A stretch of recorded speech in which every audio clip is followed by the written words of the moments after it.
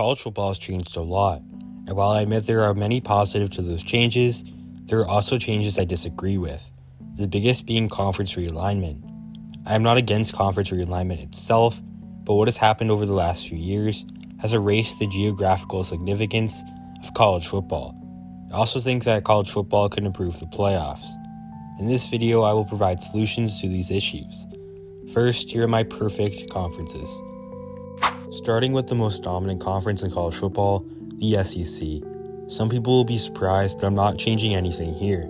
I know in the opinions of many, Texas and Oklahoma belong in the Big 12, but I think the SEC is better for them. Besides their exit making the Big 12 more competitive and interesting, especially my updated Big 12, Texas and Oklahoma don't really have a conference with historical connections, while Washington, Oregon, UCLA, and USC have been Pac-12 members as long as one can remember, making the relocation to the Big 12 very odd. The Longhorns and Sooners have been members of several different conferences, so this is not necessarily unusual for the two of them. In summary, I would keep Texas and Oklahoma in the SEC. I think it's best for college football. The rest of the SEC would also just stay the same. Then the Big 10, home of the defending champion Michigan, would return to its old self, without the Pac-12 teams. I don't think USC and Rutgers belong in the same conference, and neither should you. While the old Big 10 might have been boring at times, with Ohio State and Michigan winning the conference every year, I'm okay with that, since I care more about the geographic integrity of the conferences. I already hinted at it, but I would rebuild the Pac-12. Same teams, same conference. It's a tragedy that the conference died just as it started to get good again. Last year, Oregon and Washington battled until the very end, and this year, Oregon is a national championship contender again, USC is a potential playoff team, and Utah is as well. Although it would be more difficult to qualify in a rebuilt Pac-12. And Arizona looks promising too. Even California looks good to start the year. I'll talk about it later in the video, but with my new playoff system, the Pac-12 wouldn't have to worry about knocking each other out, as they did in the past. The ACC is when things really start to shake up. Obviously with the Pac-12 back, California and Stanford are back where they should be. However, two more teams are moving. Last time I looked at a map, Texas and Kentucky are not in the East Coast, so SMU and Louisville are no longer in the Atlantic Coastal Conference, if it was up to me. The Big 12, who lost some Pac-12 teams, will add them. This allows Cincinnati and Louisville to be in the same conference, and SMU will fit right in with the other Texas teams, including TCU. But I'm not done yet. The conference could be done with 14 teams, but the ACC needs to replace Louisville, and UCF is a perfect replacement. UCF is farther away from the other teams in the Big 12, but would be right next to Miami and Florida State in the ACC. BYU also leaves, because they replace a team in the Mountain West. More about that later. The new Big 12 conference, to summarize, is now losing Arizona, Arizona State, Utah, BYU, Colorado, and UCF, while gaining Louisville and SMU from the ACC. I already mentioned the Mountain West, which is currently trying to replace several schools, but not in this version of the conference. BYU will be joining as a replacement for Air Force. The Falcons could very easily stay. They're located in Colorado, which geographically makes sense, and have been competitive, but I would rather have them be independent, as the military schools have been historically.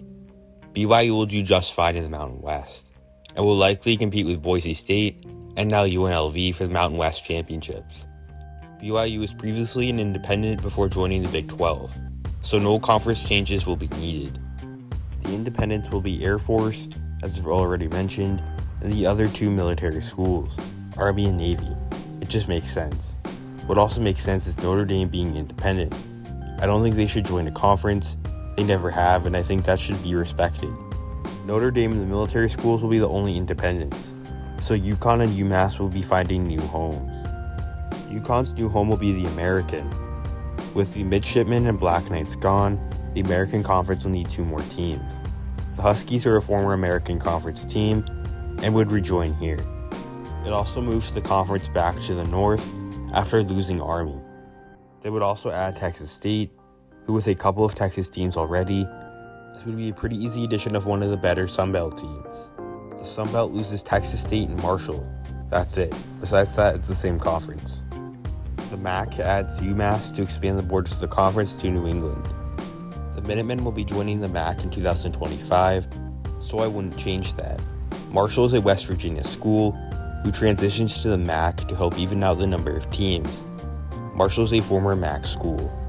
Then finally, in my perfect conferences, Conference USA stays the same. No changes. Then some quick notes about how these conferences would work.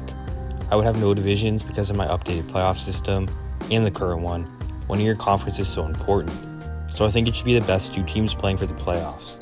However, I do understand and respect the argument that certain conferences or all conferences should have divisions to prevent rivalry games and title matchups. For example, having Ohio State and Michigan meet each other for their traditional meeting and then in the Big Ten Championship as well. It might ruin the rivalry if they play too often, you can argue. The only conference currently with divisions is the Sun Belt Conference. However, I think last year's meeting between Washington and Oregon was a great example of why no divisions are better.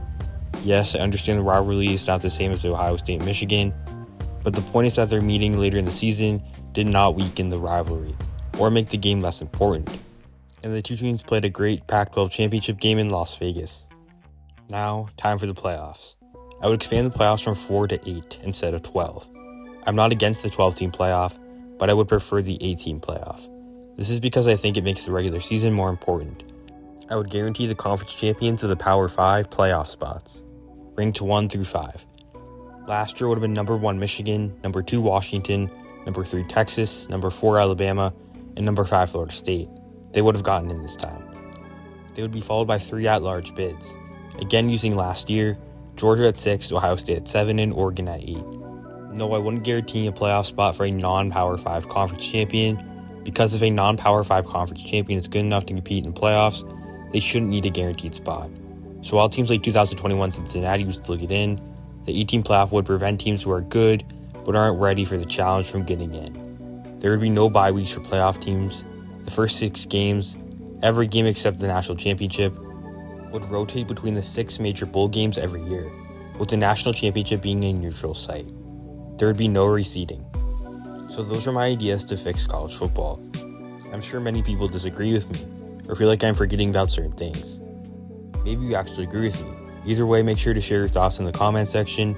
And as always, thank you for watching. Please like and subscribe.